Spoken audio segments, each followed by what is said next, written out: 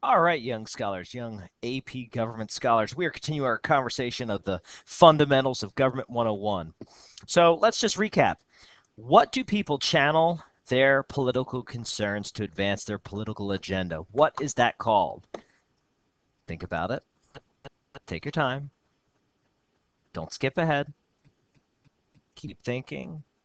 Channel through which people's concerns become a political agenda is called a linkage institution. And we're going to talk a little bit about what those linkage institutions are today. So, policy-making institutions, how are policies made? So there's three types of ways that policies are made. You can, there's four types of ways policies are made. You can make policy through a congressional statute, a presidential action, a Supreme Court decision, or a budgetary choice. So we'll talk about this is a unique one in just a second. So very obviously, how do policy institutions make change? Well, Congress can pass laws. Very simply, if the political mood of the country changes, typically Congress will enact legislation. And as long as it's signed by the president, Congress makes policies. Sometimes the president, looking down, sometimes the president of the United States can make decisions and actions on his or her own. And the idea there is that if a president doesn't want to wait for Congress, he or she can issue an executive decision. For example, Harry Truman wanted to desegregate the military. He did not wait for Congress to pass a law. As commander in chief, he issued an executive order. Boom, desegregating the military. Sometimes the Supreme Court can make a decision which influences policy. For example, in the early 1990s, same-sex marriage was prohibited by the federal government, but certain states to move to legalize it. Eventually, more and more states decided to do it until it became to a point where it was legal in some states, it was illegal in others. But then finally, the Supreme Court decided, yes, same-sex marriage is legal. They set policy. And then budgetary choices. Going back down, looking at our purple boxes.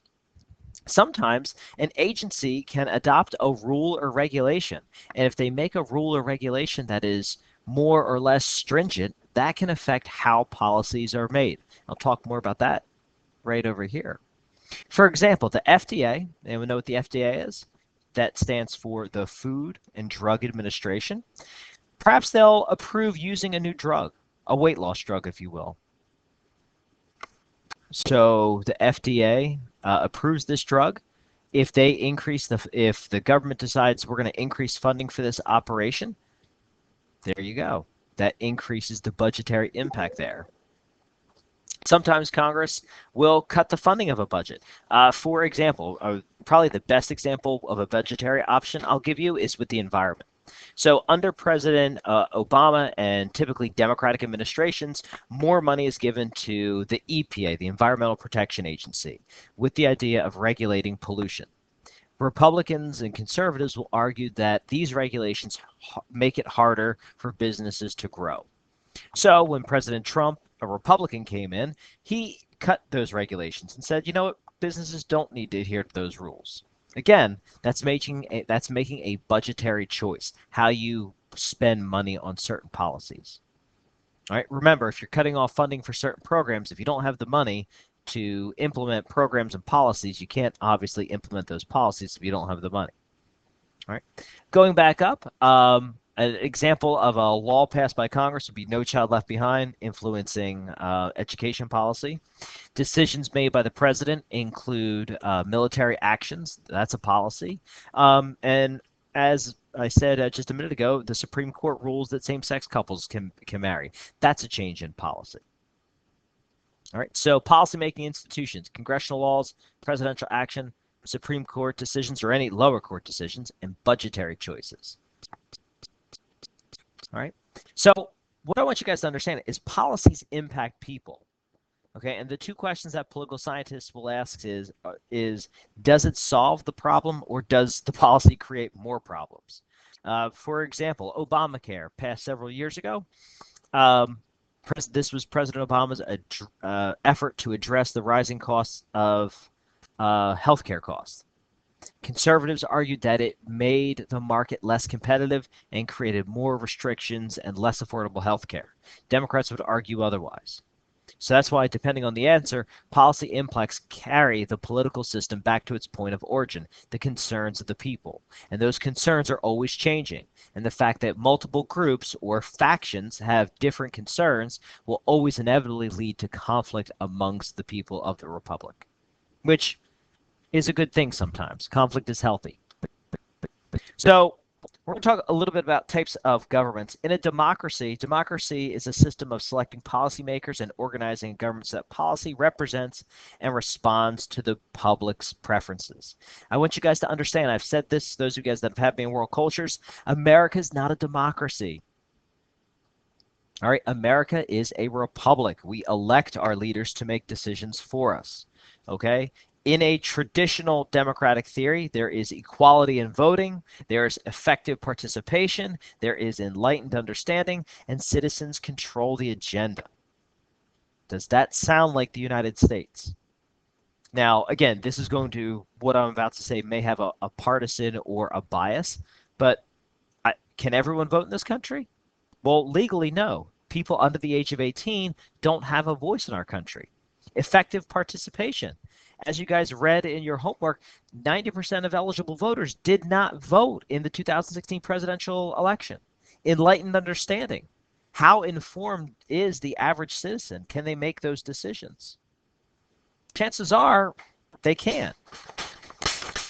And as that result, the founding fathers turned to a republic. So one theory, the first theory of U.S. democracy is what's known as the pluralist theory. And pluralism is this idea that government and policies emphasize politics, and it's a competition, as I just said, among competing groups. And because these groups are competing, they will ultimately work together.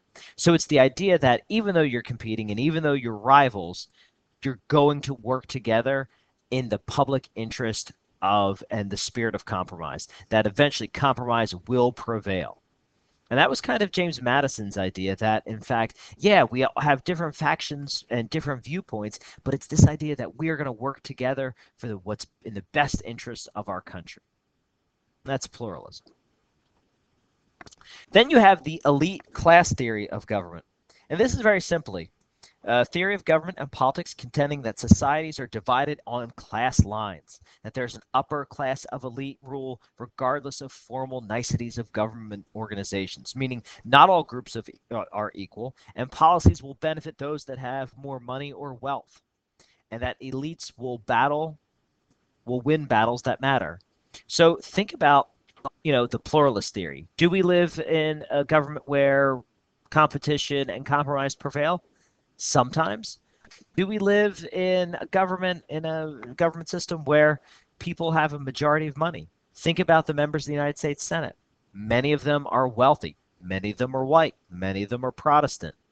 Think about that. Does that reflect who you are or who the country is?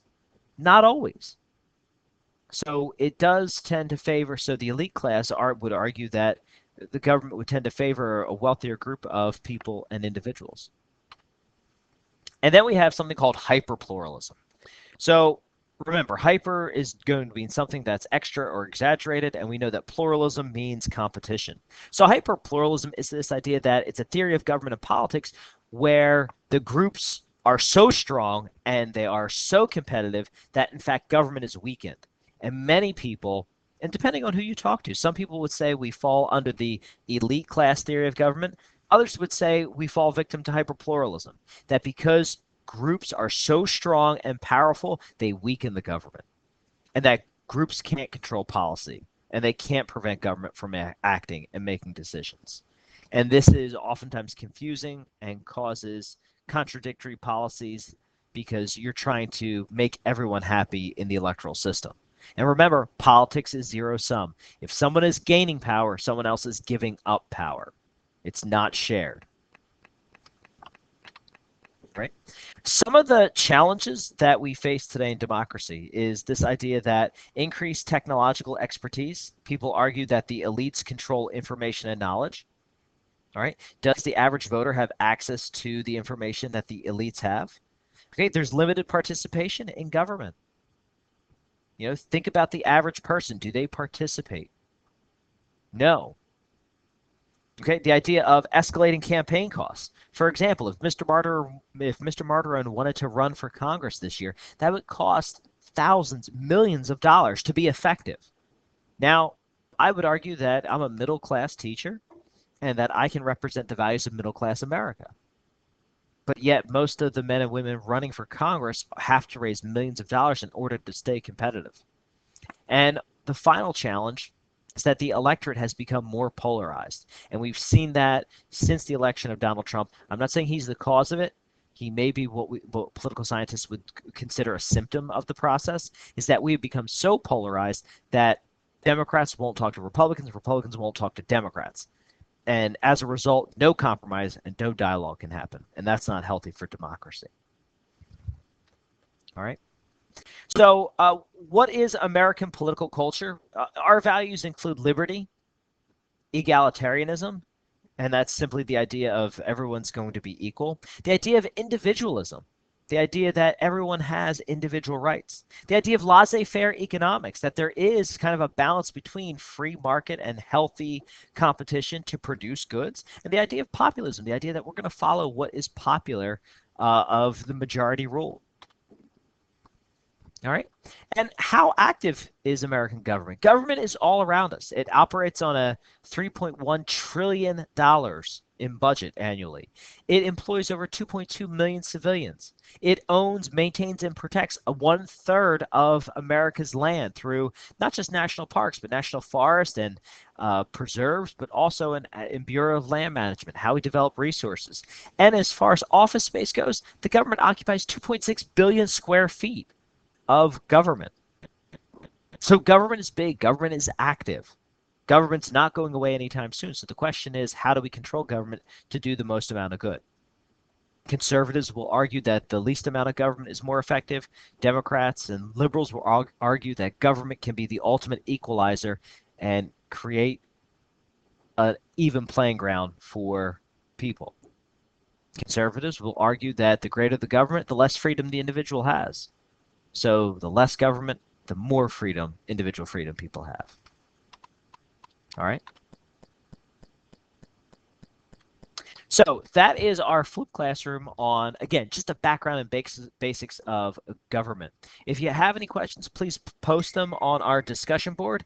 I look forward to seeing you guys back in school. Yeah, let's make it a good one.